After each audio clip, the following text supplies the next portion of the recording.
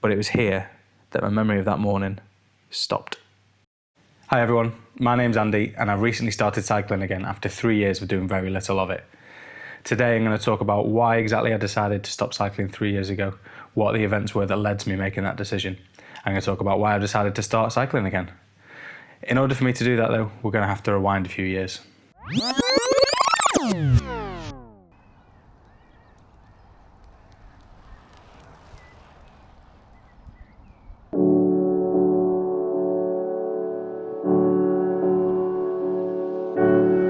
On March 3rd, 2021, I was out for my morning ride, and I was pretty happy with myself for doing so.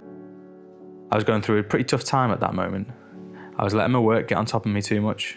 I was a new dad with a 7-month-old baby, which was obviously amazing, but it was a big adjustment in my life that I was still getting used to. We were still in the middle of one of the many COVID-induced lockdowns. I have no idea what the rules were at this time, and I was finding it hard to fit exercise into my daily routine. I remember having a conversation with one of my colleagues about a week before this, and I asked him to hold me accountable to making sure I get out on my bike 3 times a week. My ride that morning had me heading back down the Greenway for the final run towards home, exactly where we are now. And I can vividly remember riding along this section, thinking about what I needed to do when I logged into work later that morning.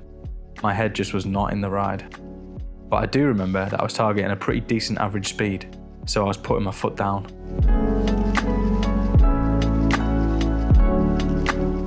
As I came off the Greenway, I remember taking note of these 2 bollards because one of the things on my to-do list that day was to specify a bollard in a project that I was working on.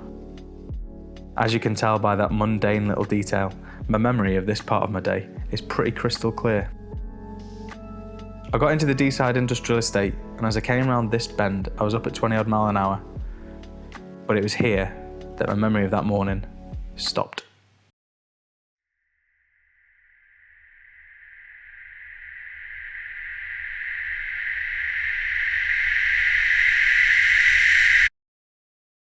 The next thing I remember is me sat here on this verge, and I looked up at the 2 gentlemen stood beside me and I asked them what year it was. I don't have any recollection of what happened, but from the people that were close, I came around this roundabout a bit too quick. I slipped on some gravel and then I hit the deck head first. No cars were involved, but thankfully there were people here around the roundabout and saw it happen that came over to help me. Apparently I wasn't breathing and I was actually convulsing on the floor. I'm majorly thankful to the people that were here to help me out. I was whisked off to hospital in an ambulance. I don't remember any of this happening. And then there was an absolute hero called Patrick. He was here with his van and he put my bike in the back, drove it back to my house, and he then sort of met my wife and told her what had happened. So at the hospital, they stitched my face back together. I also had a couple of scans. Luckily, there was no damage to the skull. There was nothing abnormal on the brain, which is massively lucky. My helmet must have saved me to an extent there. I do remember the medical practitioner who was stitching my face up vocalised quite regularly when they were doing it that they didn't know if they could get all the bits of my face back together, which obviously filled me with confidence. I'll flash up a picture of my face from that day after they'd stitched it up. If you're a bit prone to blood, then look away in 3, 2, 1. Okay, you're safe to look back now. I ended up with a broken finger, and even though the MRI came back fine, I did suffer with post-concussion syndrome for about 2 months afterwards, which was very unpleasant. I don't think I've ever really gotten over that fully either. I'm a lot more prone to dizziness now than I ever have been in the past. All I've got left to show for it now are these scars on my face, and considering how bad I looked on the day itself, I'm incredibly lucky that that's all I've got left to show for it.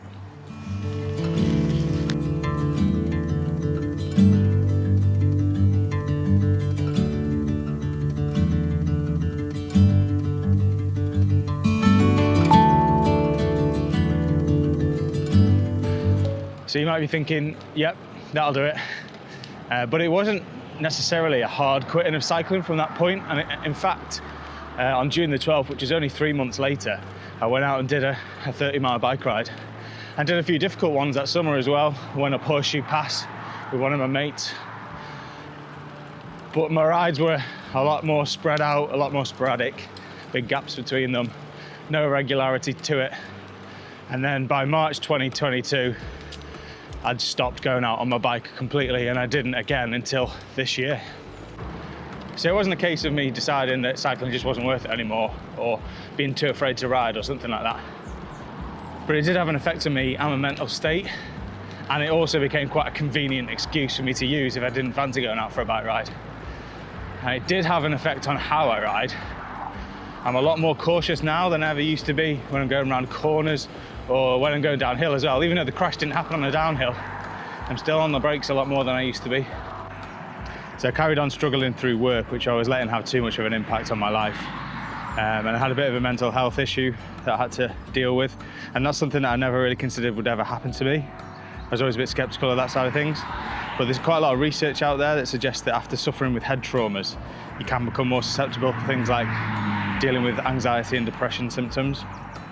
So I carried on working through it with support from my wife and for medical help as well. And I ended up changing my job later in 2022 as well.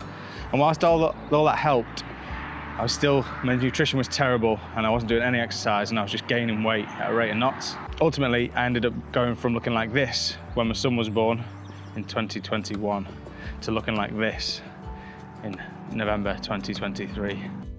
I saw a host of photos of myself from around that time and I looked horrendous. And it was then that I had that epiphany moment that I just needed to do something about it.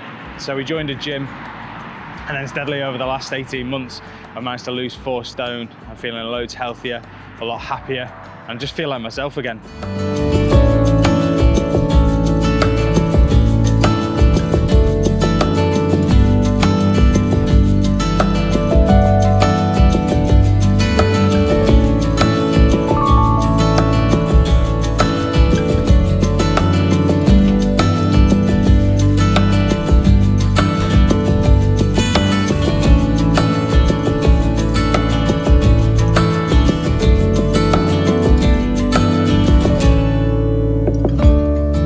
What was it that got me back into cycling?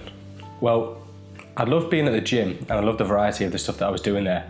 I was doing a lot of different things, some on my own, some with my friends. I didn't feel like cycling was missing from my life and I wasn't itching to get back out on the bike. I found that the gym was something that was a lot easier to fit into my daily routine. It was a lot less time intensive than going out for a bike ride. And it was also something that I could do with my wife as well. And no matter how much I've tried, she's not going to be a roadie, but she has been enjoying the gym as well. Maybe at least one of my sons will be a bit of a road biker when they grow up.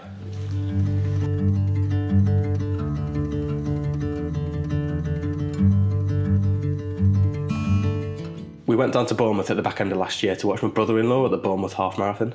And it was a great sort of day out. We had a great time supporting him, myself, my wife and my kids. But there was just this great buzz about the place.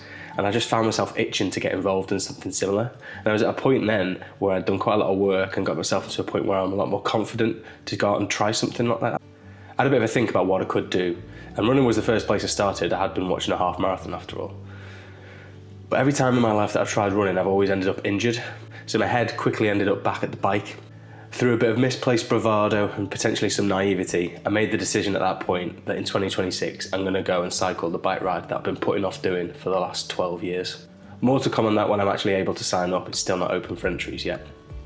I have actually since signed up to do a High Rocks at the back end of this year, and funnily enough, involves a lot of running and I am injured.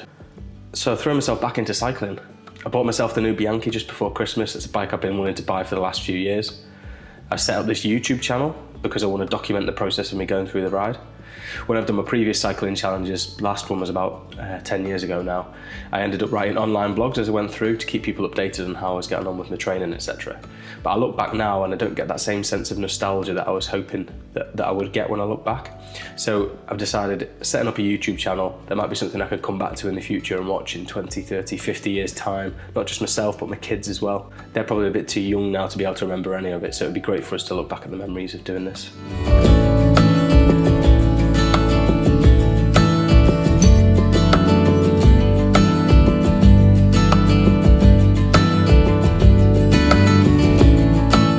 So I'm back cycling again, but have I wasted the last 3 or 4 years? Well, yes and no. Yes, because I didn't need to gain all that weight, I didn't need to have to put all that work in to lose it again. I potentially missed out on a load of memories over the last 3 years that I could have had when I was riding my bike. But that's an incredibly simplistic view. Life isn't a straight line, and we all go through ups and downs in our lives.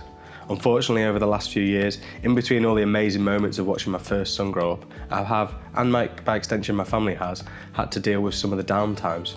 And that's not something I've necessarily been in control of, or in complete control of at least. Most of my friends and family probably don't even know the full detail of what I've said today. They'll all know bits and pieces, but I've not found it particularly easy to talk to anyone about this. It's only really been my wife that I've spoken to and been completely honest with, and she's been amazing supporting me through it all. Making this video has been something that I've done for me as a way of processing and reflecting on what's happened over the last few years. But the last 18 months has been a big reset for me, and I'm now fully focused on looking forward and not dwelling on what's happened in the past. If you're watching this and anything is resonating with you, I get it. I appreciate that it's probably hard to listen to reason and logic, but you just got to remember that this is only a temporary state. Just lean on the ones that are closest to you. They're the ones that are going to really get you through the tougher times. And when you do get that breakthrough and that spark of motivation to go out and do something positive, and it will come, trust me, make sure you grab it with both hands and run with it. It's the strength that you gain from going through these difficult moments that give you the fuel when the good times come back around. So that's the story of my last few years, why I decided to stop cycling and what made me start back up again. I'm back doing what I love, and long may it continue. If you're keen to find out a bit more about what I've got in store for next year, then please do subscribe and follow along on the journey with me. Thanks very much for watching today's video, I really do appreciate it, and I hope I'll see you on the next one.